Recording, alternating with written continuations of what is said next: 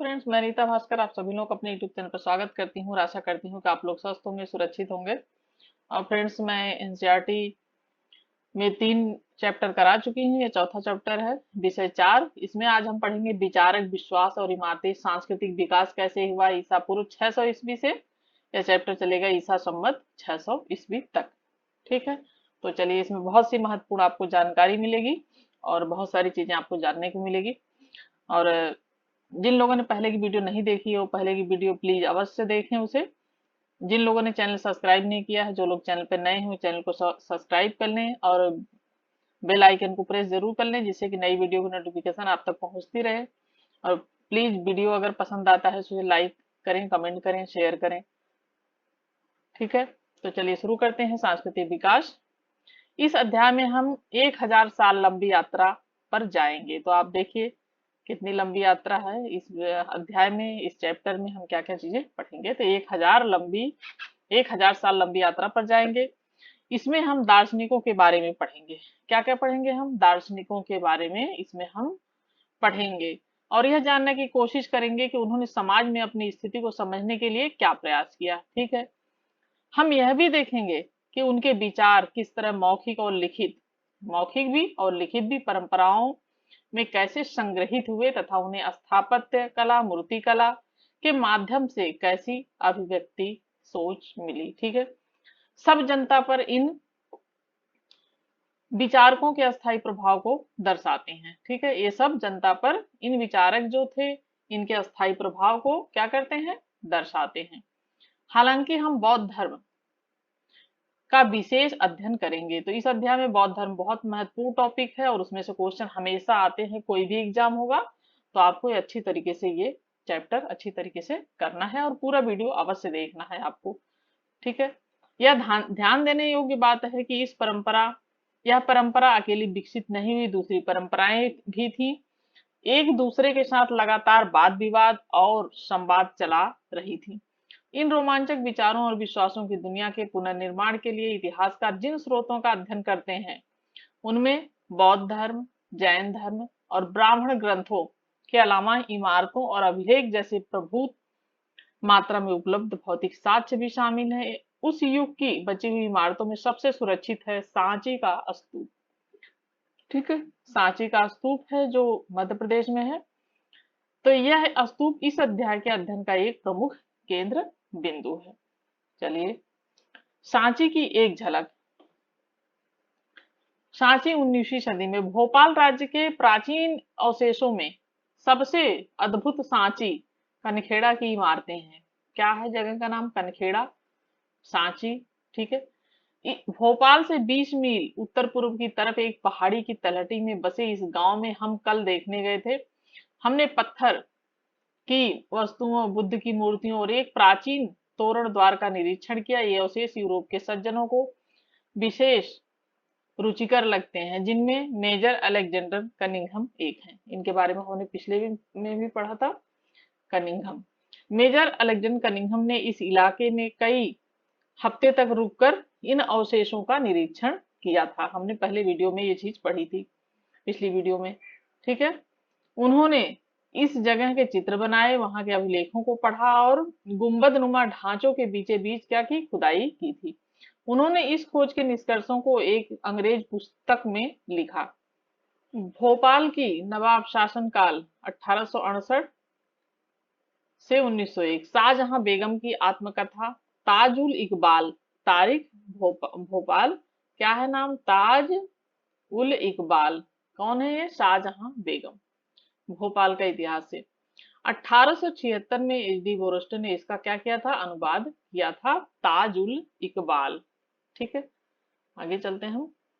19वीं सदी के यूरोपियों में सांची के स्तूप को लेकर काफी दिलचस्पी थी। फ्रांसीसियों ने सबसे अच्छी हालत में बचे, क्योंकि सांची का स्तूप काफी अच्छी हालत में बचा हुआ था।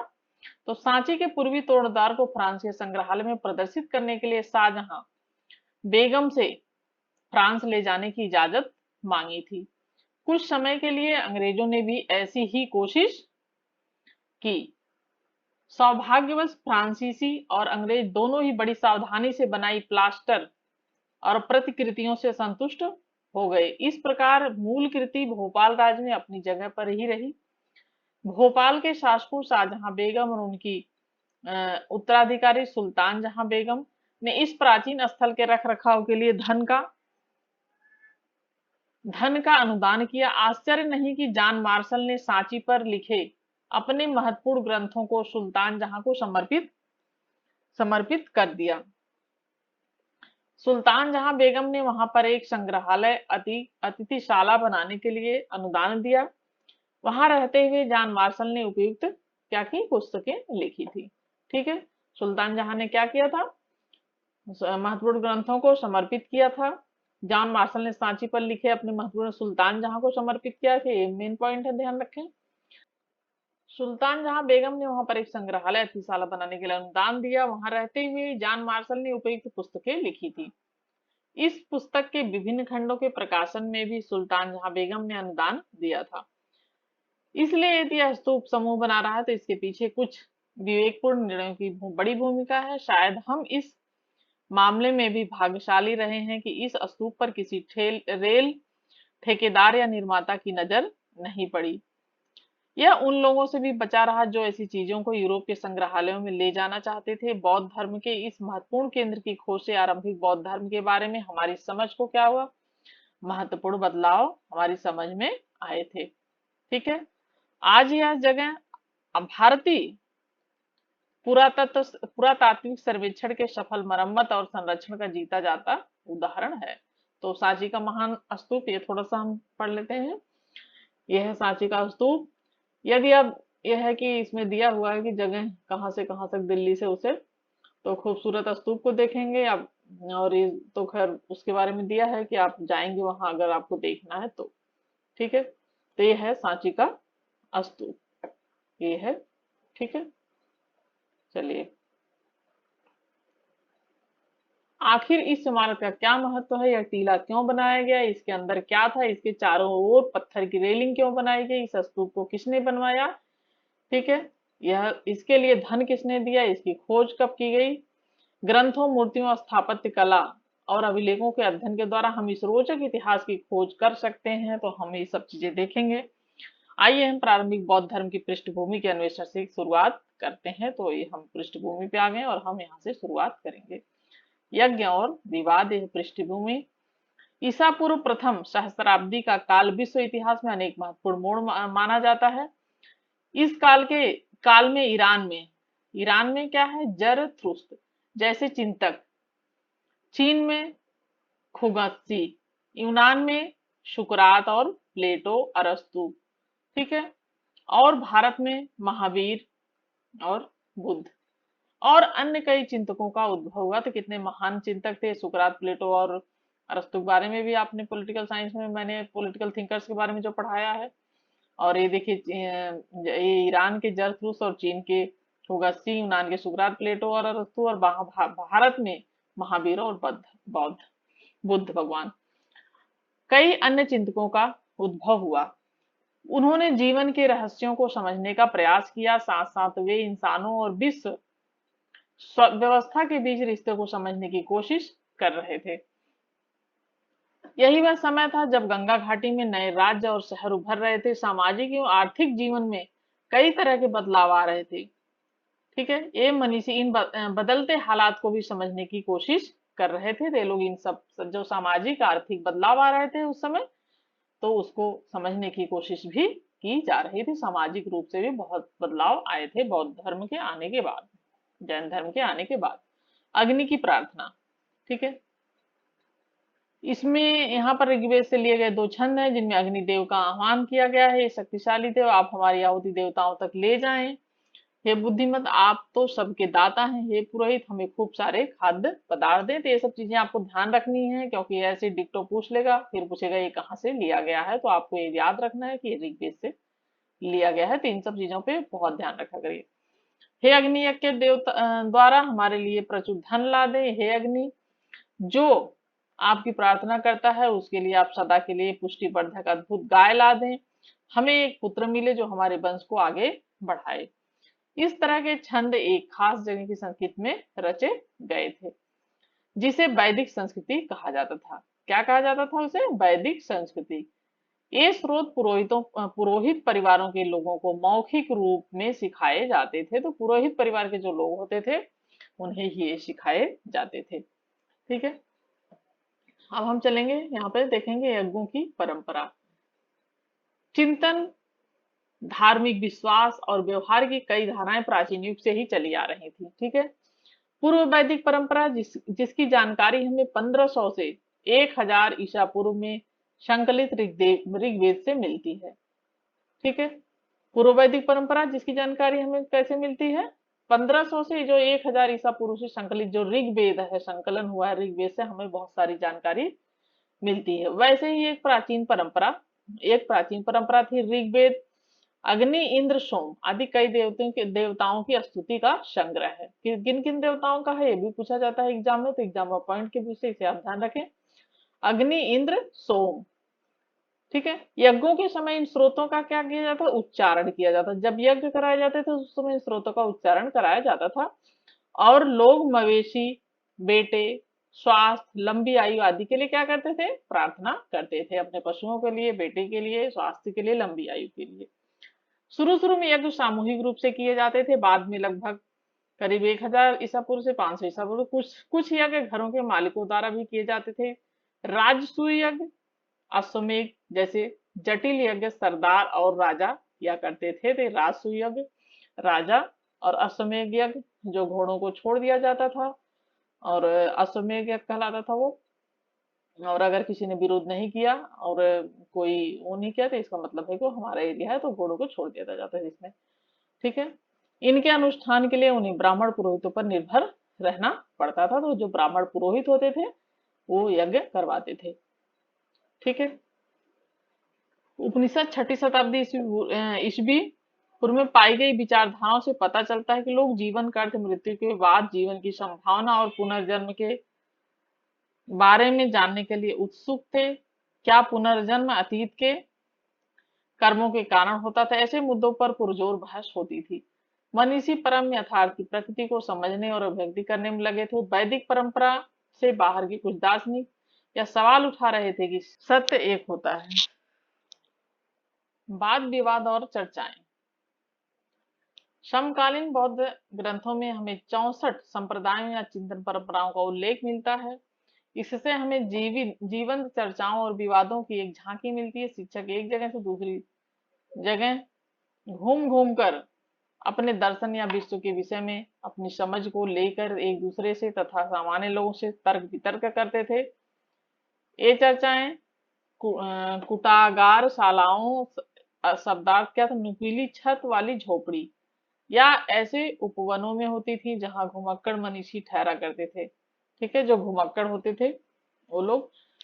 यदि एक शिक्षक अपने प्रतिद्वंदी को अपने तर्कों से समझ लेता था तो वह अपने अनुयायियों के साथ उसका शिष्य बन जाता था। इसलिए किसी भी संप्रदाय के लिए समर्थन समय के साथ साथ क्या हुआ? बढ़ता और घटता रहता था। ठीक है, ये वाद विवाद और चर्चाएं हैं। इनमें से कई शिक्षक जिनमें महावीर और बुद्ध शामिल हैं। ठीक है, तो इसमें जो शिक्षक थे महावीर थे और बुद्ध थे, शामिल थे। वेदों के प्रभुत्व पर इन्होंने क्या किया? प्रश्न उठाया था। उन्होंने यह भी माना था कि जीवन के दुखों से मुक्ति का प्रयास हर व्यक्ति स्वयं कर सकता है। क्या कहा था उन्होंने? उन्होंने कहा था कि जो जो भी जीवन में दुख मिलते हैं उससे क्या है? मुक्ति का जो उससे मुक्त होने का प्रयास क्या है? व्यक्ति स्वयं कर सकता था। यह समझ ब्राह्मणवाद से बिल्कुल भिन्न थी। तो जो समझ थी यह क्या थी? ब्राह्मणवाद से बिल्कुल भिन्न थी। ब्राह्मणवाद ऐसा नहीं मानता था। जैसा कि हमने देखा, ब्राह्मणवाद यह मानता था कि किसी व्यक्ति का अस्तित्व उसकी जाति और लिंग से निर्धारित होता था। तो ब्राह्मणवाद में क्या होता था? किसी व्यक्ति का ये व्यक्तित्व क्या करते थे? उसका अस्तित्व उसकी जाति और लिंग से निर्धारित करते थे, जैसा कि हमने पिछले उसमें अध्याय में पढ़ा था। ठीक है, उपनिषद की कुछ पंक्तियां हैं यहाँ पर। संस्कृत भाषा में रचित 6ठी सदी ईसा पूर्व के छांदोग्य उपनिषद, कौन सा उपनिषद है? छांदोग्य उपनिषद से 2 श्लोक दिए गए हैं। ठीक है, पहला है आत्मा की प्रकृति। यह श्लोक है, मेरी आत्मा धान या यव या सरसों। यव क्या होता था? इसे ये जो यव लिखा गया इसमें, इसे जो है बाद जव होता था, उसे क्या कहते थे? पहले यव कहते थे। ठीक है, सरसों या बाजरे के बीज की गिरी से भी छोटी है। तो आप समझ सकते हैं कि सरसों या बाजरा कितना छोटा होता है, उसके बीज कितने छोटे होते हैं। मन के अंदर छुपी मेरी यह आत्मा पृथ्वी से भी विशाल, क्षितिज से भी विस्तृत, स्वर्ग से भी बड़ी है और इन सभी लोकों से भी बड़ी है।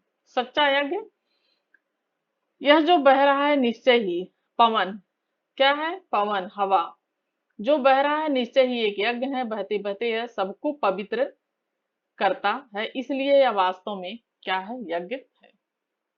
आगे चलते हैं। बौद्ध ग्रंथ किस प्रकार तैयार और संरक्षित किए जाते थे, तो हम इसके बारे में चर्चा करेंगे। बुद्ध अन्य शिक्षकों की तरह, ठीक है, चर्चा और बातचीत करते हुए मौखिक शिक्षा देते थे। बुद्ध कैसे शिक्षा देते थे, जो अन्य शिक्षक जैसे ब्राह्मणवाद में थे शिक्षा देते थे, उसी तरीके से बुद्ध भी अन्य शिक्षकों की तरह देते थे। चर्चा और बातचीत करते हुए क्या करते थे, मौखिक शिक्षा देते थे। ठीक है, महिलाएं और पुरुष और शायद मतलब बच्चों की संख्या कम मानी जाती थी, इन प्रवचनों को सुनते थे, इन पर चर्चा करते थे। जो जो बुद्ध क्या करते थे, जो प्रवचन देते थे उन पर वो चर्चा करते थे। बुद्ध के किसी भी संभाषण को उनके जीवन काल में लिखा नहीं गया, ये चीज आपको याद रखनी है कि जब तक भगवान जिंदा थे तब तक उनके जीवन काल में कुछ भी कोई भी उनका जो है भाषण लिखा नहीं गया। उनकी मृत्यु के बाद 5वीं 4वीं सदी ईस्वी पूर्व उनके शिष्यों ने क्या किया, ज्येष्ठों या जैसा वरिष्ठ श्रमणों की एक सभा, फिर सभा करी, बिहार स्थित वैशाली पाली भाषा रूप में बुलाई, वहां पर उनकी शिक्षाओं का संकलन किया गया। तो जो चतुर्थ बौद्ध संगीति है, 4 बौद्ध संगीतियां हुई थी, तो पहली जो हुई थी तो उसमें उनकी शिक्षा का फिर जो है बाद में उनका संकलन किया गया। इन संग्रहों को त्रिपिटक, तो जो वैशाली बिहार में संकलन किया गया शब्दार्थ भिन्न प्रकार के ग्रंथों को रखने के लिए 3 टोकरियां कहा जाता था, इन्हें 3 टोकरियां भी कहा जाता त्रिपिटक को। पहले उन्हें मौखिक रूप से ही संप्रेषित किया जाता था, बाद में लिखकर विषय और लंबाई के अनुसार वर्गीकरण किया जाता गया। विनय पिटक में संज्ञा बौद्ध मठों में रहने वाले लोगों के लिए नियम का संग्रह था। तो जो लोग मठों में रहते थे उनके लिए नियमों का संग्रह था। बुद्ध की शिक्षाएं सुप्त पिटक में रखी गई और दर्शन से जुड़े विषय अभिधम्म पिटक में आए। पिटक के अंदर कई ग्रंथ होते थे। बाद के युगों में बौद्ध विद्वानों ने इन ग्रंथों पे क्या की, टीकाएं लिखी। जो जब बौद्ध धर्म श्रीलंका जैसे नए इलाकों में फैला, दीप वंश, द्वीप का इतिहास, और महावंश, महान इतिहास, दीप वंश, महावंश, ठीक है। तो बौद्ध इतिहास को, क्षेत्र विशेष के बौद्ध इतिहास को लिखा गया। इनमें से कई रचनाओं में बुद्ध की जीवनी लिखी गई है। ज्यादातर पुराने ग्रंथ पाली भाषा में हैं। बाद के युगों में संस्कृत में भी ग्रंथ लिखे गए। जब बौद्ध धर्म पूरे एशिया में फैला तब फा शियेन, ठीक है, और श्वेन त्यांग, ठीक है, जैसे तीर्थयात्री बौद्ध ग्रंथों की खोज में चीन से भारत आए। ये पुस्तकें, जिसे कि ज्यादातर फाहियान और वेत्सांग लिखा जाता है, वेनसांग, तो इसमें श्वेतसांग और फासियन है। तो इससे ये वही नाम है, इसमें लिखने का मतलब अलग है, इसमें लिखा हुआ है। ये पुस्तकें वे अपने देश में ले गए जहां विद्वानों ने इनका अनुवाद किया। हिंदुस्तान के बौद्ध शिक्षक भी दूर दराज के देशों में गए। बुद्ध की शिक्षाओं का प्रसार करने के लिए वे कई पुस्तकें भी अपने साथ ले गए। कई सदियों तक ये पांडुलिपियां एशिया के भिन्न भिन्न इलाकों में स्थित बौद्ध विहारों में संरक्षित थी। पाली, संस्कृत, चीनी और तिब्बती भाषाओं में लिखे इन ग्रंथों से अनुवाद तैयार किए गए हैं। ठीक है, संस्कृत में लिखी एक बौद्ध पांडुलिपि लगभग 12वीं शताब्दी ईस्वी पूर्व ये है। ठीक है, पांडुलिपि। नियतिवादी और भौतिकवादी, जहां हम सुत्त पिटक, ठीक है, से लिया गया दृष्टांत दे रहे हैं यहाँ पे हम। इसमें मगध के राजा अजातशत्रु और बुद्ध के बीच बातचीत का वर्णन है। किसके बीच वर्णन है? मगध का जो राजा था अजातशत्रु, बिंबिसार का पुत्र, अजातशत्रु और बुद्ध के बीच बातचीत का वर्णन किया गया है। ठीक है। एक बार राजा अजातशत्रु बुद्ध के पास गया और उन्होंने मक्खली गोशाल नामक एक अन्य शिक्षक की बातें बताई।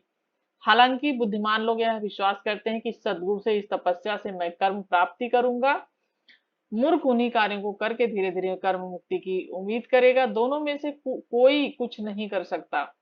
सुख और दुख मानव पूर्व निर्धारित मात्रा में माप कर दिए गए हैं। इसे संसार में बदला नहीं जा सकता, इसे बढ़ाया घटाया नहीं जा सकता। जैसे धागे को का गोला फेंक देने पर लुढ़कते लुढ़कते अपनी पूरी लंबाई तक खुलता जाता है, उसी तरह मूर्ख और विद्वान दोनों ही पूर्व निर्धारित रास्ते से होते हुए दुखों का निदान करेंगे।